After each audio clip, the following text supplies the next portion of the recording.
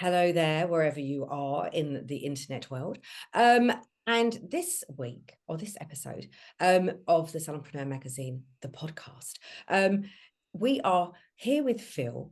But as last time, we're going to switch roles, and Phil is going to be interviewing me about my piece in the autumn edition, which Absolutely. is here. We both have. Oh no, Phil's got it open at the page. I have. We're on page 14 this On time. page 14, yes, I'm at the Yeah. beginning this time. We kind of swapped places because you were at the beginning last time. Yeah. And so my article this time is all about visibility isn't vanity and finding the confidence to show up your way.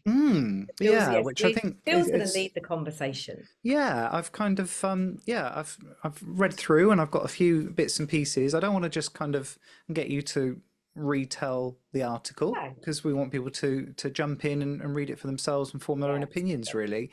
But I thought it was a really timely piece around visibility, and I think there's I think as salon owners and business people, we've got that whole dimension to our careers that way back when particularly when I first started back in the 1800s, we didn't have to worry about any of that because, we weren't marketing in the same way as we do now. We didn't have to be visible and we didn't have to be even the public face of what we were doing really. The only visibility we had was if the local rag came round and took that horrible cheesy photo on the first day that you were open, and that was it really. Then you could disappear again, couldn't you? Yeah.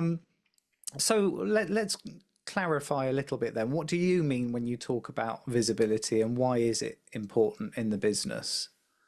So for me, visibility is when, like, my favorite phrase, when I had my salon. But you are generally in today's world, you are the face of your business. And whether you're a solo, whether you're in a salon, whether you're in like a massive like chain of salons, whatever you are, if you are the owner of that business, somewhere along the line you need to be the face of it. You can't hide in the way that we used to. We can't hide behind the yellow pages or that leaflet that we put through someone's door. We are more personal now. We used to be we could be quite disconnected from our marketing previously, and I think now we have to show up, and that makes people uncomfortable in a lot of ways. And I think that it's just sort of, I think we need to understand when we come into this industry, and I think the young people are far better at this because they've grown up with social media. They used to be on camera, they used to be on a video. I think there's an awful lot of people that don't see visibility as that kind of whole showing up thing. And I think they just think it's like, oh, you can have a website and be visible. Well, that's only part of the story. You've got a website to be visible. You have your social media platforms, whichever ones you choose to use, where you need to be visible. You do need to be visible if you've got a high street salon, parade of shop salon. You need to be visible. People need to know who you are so that they connect with that business. And I think that that's the visibility bit, is you are the face that someone is going to either like or not like, because let's face it, whatever you put out there, you're going to be Marmite to somebody. Yeah. And it's just about accepting that and understanding that it is okay to not be loved by everybody, because some other people are going to love you.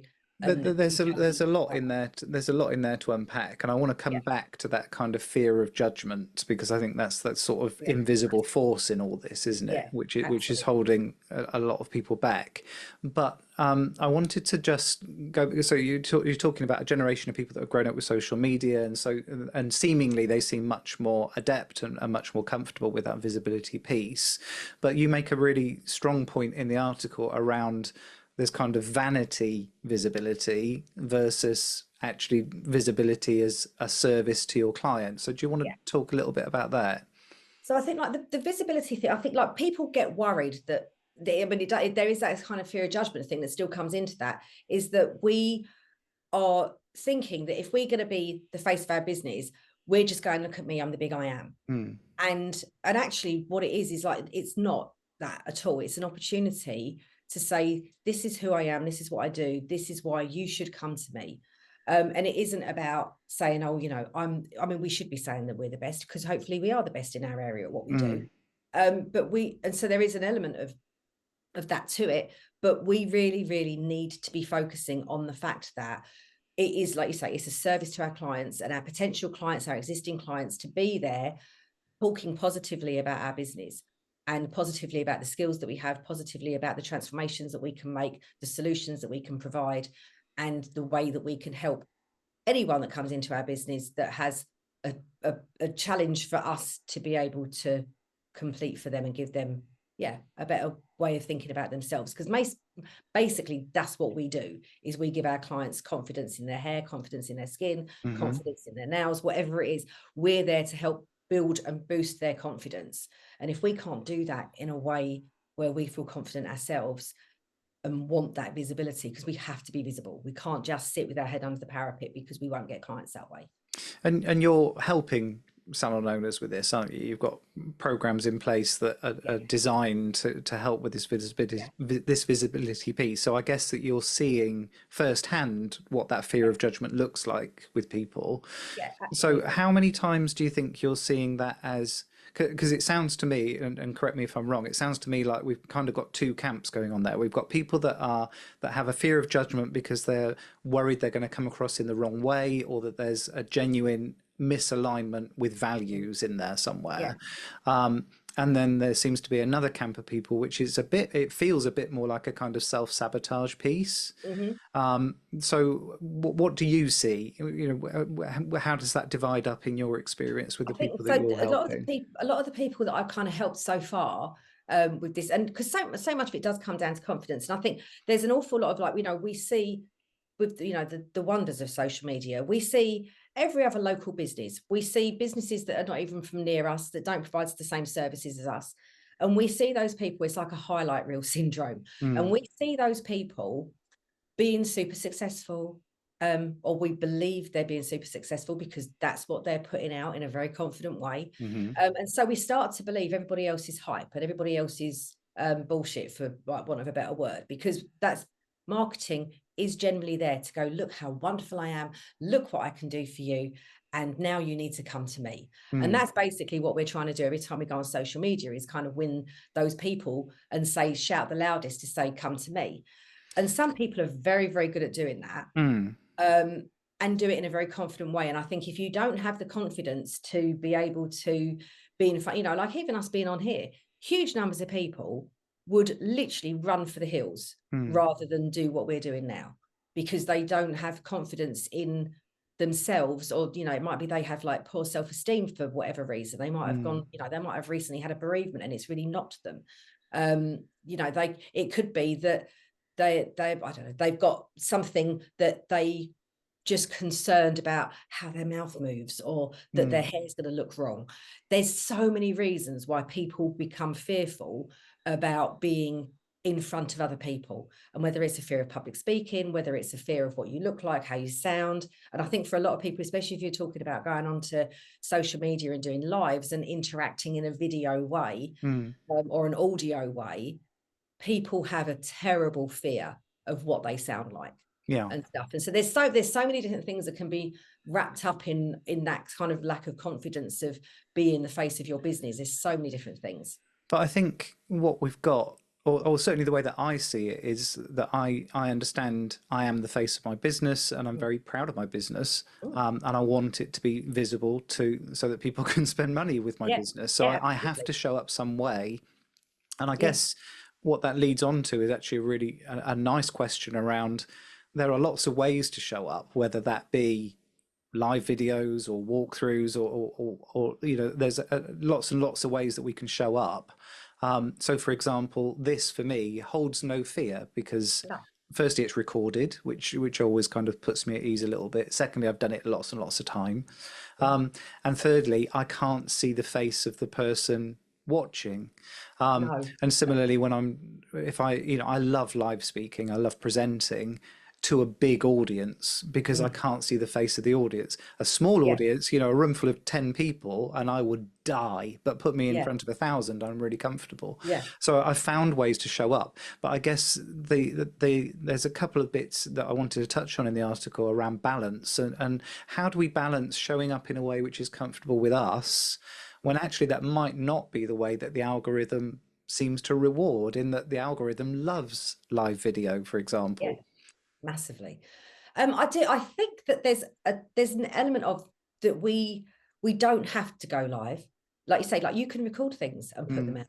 which allows you the opportunity to edit. It allows you the opportunity to, you know, like, I mean, I've just messed up there, said the wrong word, came out wrong, but it doesn't matter because we're human and we all do that. Yeah. And I think to a degree, that leaves you in a place of authenticity. One of the things, algorithm based or not, social media and the viewers of social media love authenticity. And I think that sometimes it's okay to not get it perfect, you know, and there are other ways you can do, you know, just, you don't have to necessarily put photos of yourself all over your social media, but just elements of who you are and what you know, what you're about, what your values are. You know, you can still do written pieces. You may not get the same algorithm hits that you would if you were doing live videos. There's no reason why you can't. You can be visible by email. You can be visible by, you know, sending your clients a personal note every now and again if you haven't seen them.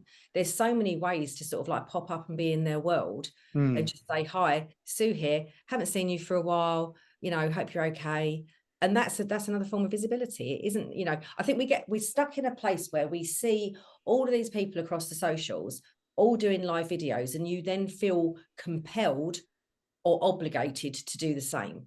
And that puts fear in people and makes them get stuck and make them not be able to do anything, maybe, because then they feel they're not doing enough. And are people going to think, oh, well, why isn't she doing a live video?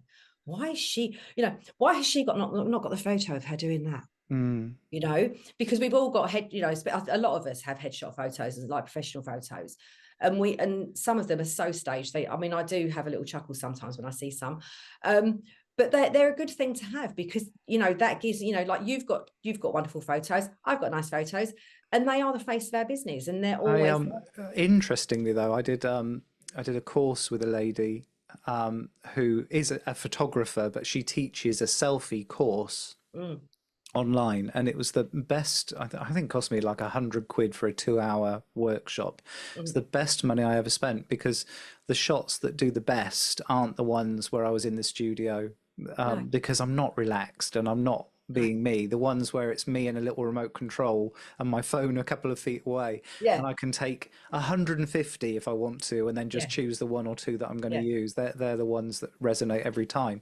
So I kind of want to pull you back to that note around authenticity, because I'm sure lots of people will be aware that I love a bit of AI and I love a bit of computer generated content.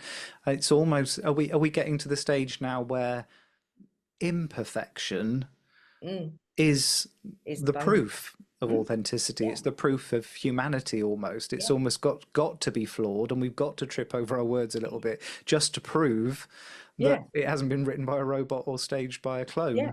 And I think as well, though, is that, you know, I mean, we're talking about AI, but, you know, we were just talking, weren't we, before we started recording, about the opportunities you have to give AI a photograph of yourself, and they can animate it and turn it into video. So if you are conscious of how you sound, look, feel when you're doing like if you wanted to put videos online, then you can now use AI to do that.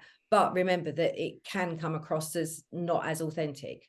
Yeah, I think I have a little video clone of me, but it's a cartoon version of me because I wanted that to be very obviously not me pretending.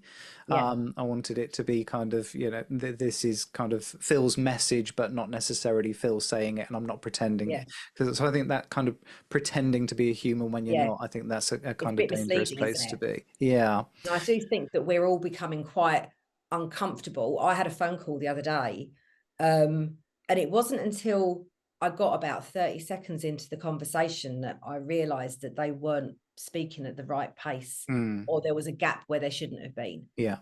And then I thought, I'm just going to say something quite complicated and confusing for it, and it didn't know what to do, and realized I was talking to an AI. Yeah. And I think we are going to come across that more. So that whole authenticity and humanity, I know Steph Stevenson, who does a lot of stuff with AI, she uses the phrase humaneering. And I think that we have the opportunity with our visibility to humaneer and to have that connection with people. And it doesn't have to be fearful. And if it is fearful,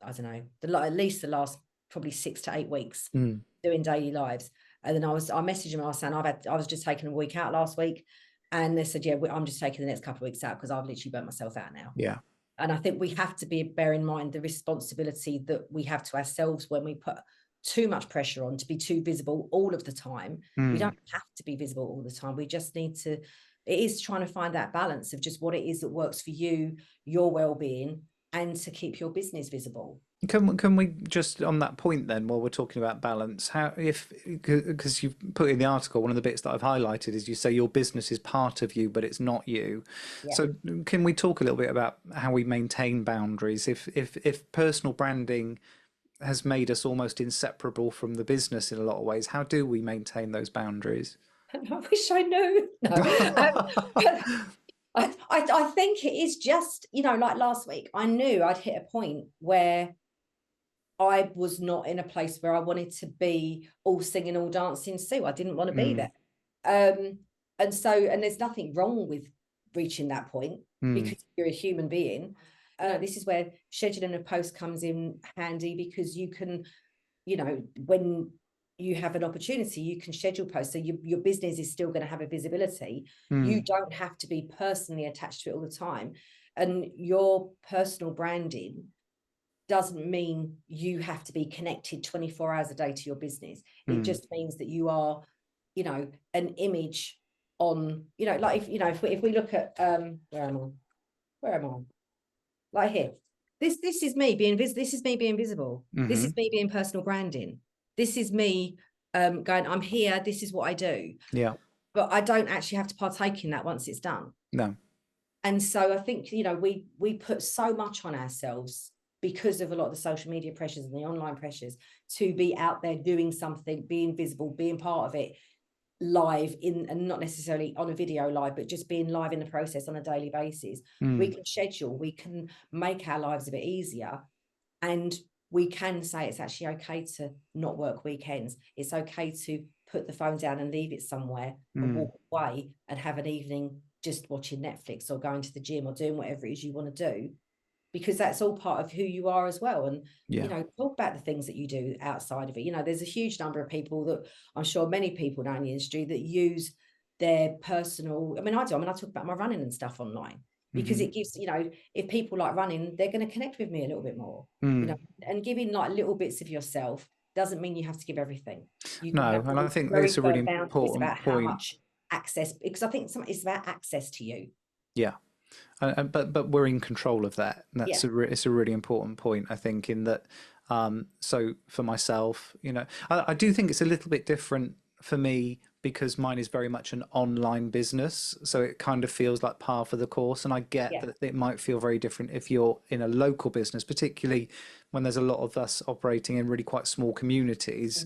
I get that visibility thing might be, a bit more of attention in the business. Whereas for me, when I'm selling all over the world, like I said, I can't see the audience anymore. So I do get that there's a difference, but there's some things in my online stuff that I just don't talk about. So I very, very rarely will talk about the kids. They're just not part of that package that you get online. Occasionally you might see us all go on a cinema trip or whatever, but that'll be about it. So I'm very mindful, and it's quite a deliberate thing. And I do think that there's something very important around in the planning stage, figuring out what you are comfortable talking about and what you are comfortable sharing, and actually what those lines might be where you're kind of not going to share and not going to talk about. I know a lot of people won't talk about either personal relationships, or if they've got ill health going on, there's some lines they just don't cross. Yeah, completely. And one of the people that I was helping in the last year or so, they wanted to, and I'm sure we all find this in certain circumstances, is that using our personal profiles can sometimes be far more advantageous than just trying to sing from a business page, because business for sure. page is very difficult. And so then that brings in a whole different level of thinking, because if you're talking from a business page, you're talking to people that are going to be interested in your services, hopefully. If you're talking from your personal profile about your business, your personal profile is going to have friends and family, acquaintances from down the pub. It's going to have your neighbours. It's going to have all these other different people on it. And I think for the person I was helping with that, they knew that they wanted to share, you know, like for example, like with me, like I talk about my running, I do lives and stuff, and when I'm taking the dogs for walks in the forest, if people are in my world, they quite often, they will probably know that I've got 2 Boston Terriers called Lebby and Dodger, and that I run in a bright pink top. You know, they're going to know those things because it's visible on my profile. And I had to make a choice to go, well, I don't care if I'm on there talking about business. If my family don't want to see it, then they can just scroll past, because people have the right to do that. They do. And I do encourage people to, you know, and every now and again, if I'm seeing people and I'll be like, I'm really sorry if you're on my Facebook, apologies, because I'm just launching whatever, or I'm talking about this a lot. So if you don't want to see it, mute me for 30 days, or just like unfriend me. Yeah. You know, but I mean, but equally, there are ways you can use your personal profile and segregate it. So you've got like your family section and a business section, so you can talk to a particular audience or make it public or whatever. So you can kind of tailor it, and that may help, knowing that if you're using your personal profile, that you're not preaching to your sister or to your great Aunt Mabel, for sure, who really doesn't understand what you do and why you'd want to be talking to her online. Yeah, it's all part of the picture, though. Yeah. And just I wanted to just loop back to that. So you just said that you'd just taken a little break because you felt yourself getting to the stage where you needed to either reground yourself or that you were burning out. So what are the signals that you're picking up on then that says, okay, it's time for me to step away? This visibility journey needs to take a pause.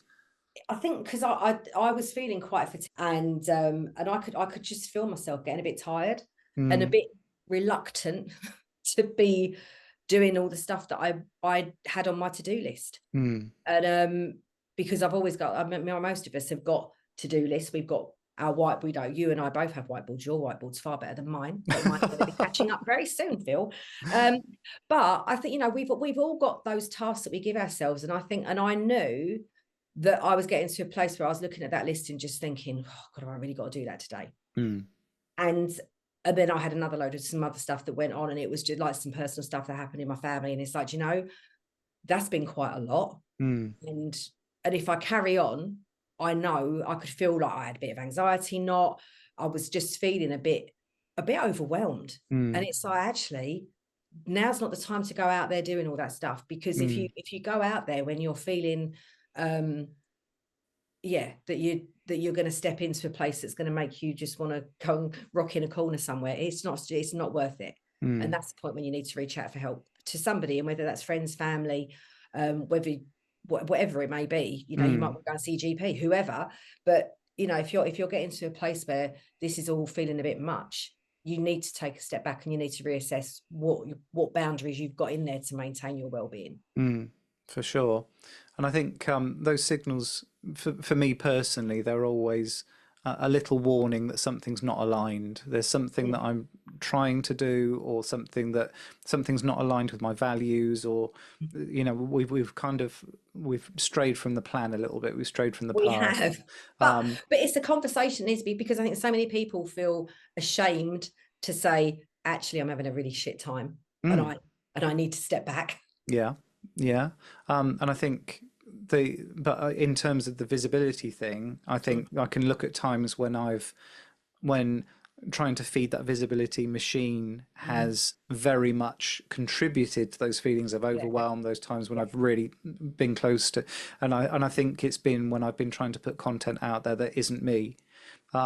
Especially, and I know I went through a phase, because it feels like the algorithms really love extremity and controversy, like drama and the cursing and all the rest of it, and that's fine if that's you. You know, I'm not here to judge anybody, but if it's not you, that's going to get really exhausting really quickly. Very tiring. But I do think that, just want to loop back to a point that you made around the ability to schedule stuff, which I think is an absolute godsend. And I think for me, it's always been there are times of the day, times of the week, times of my year when I'm actually in quite a good mood, and I can quite happily knock out, you know, 10, 15 videos in a couple of days and not have a problem with it.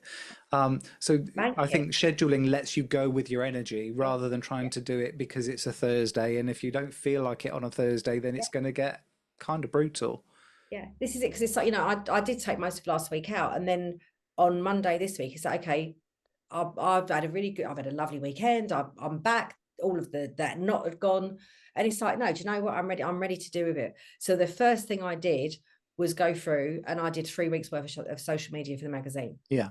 because I know, even though I felt okay, I want that. I feel good today. I'm going to get 3 weeks worth out there, so then I can take the pressure off myself, Yeah. and then I can have an easier week. We don't have to be everything all of the time. No. So I guess then, almost to round up, if I may, how do we know? Firstly, how do we know if it's working? Mhm. And secondly, the second part of that question, which I think would be quite a nice note to finish on, is how much is enough? How much of this do we need to be doing? If you being visible is working, then you should have new leads coming to you in some form or another.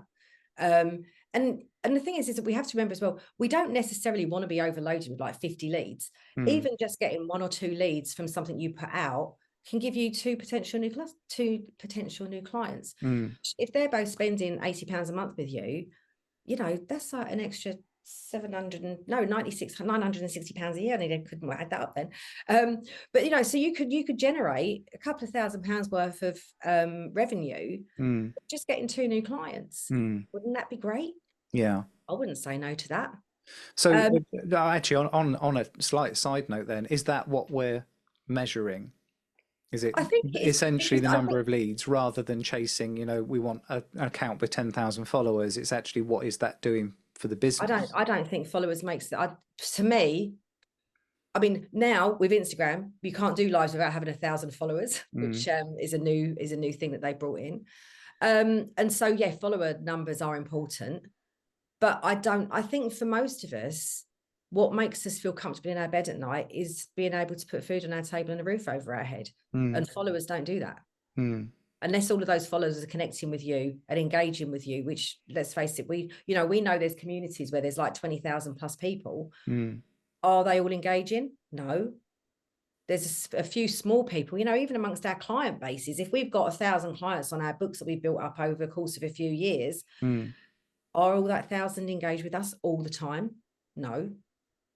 We're probably going to have, if you're a solo therapist, you're probably going to have 30 regular clients, Yeah. 50 regular clients, but you might have 400 people on your books Mm, that they're going to come and go because they're going to see something that you did that day, and they'll come back to you, or mm, they'll tell their friend.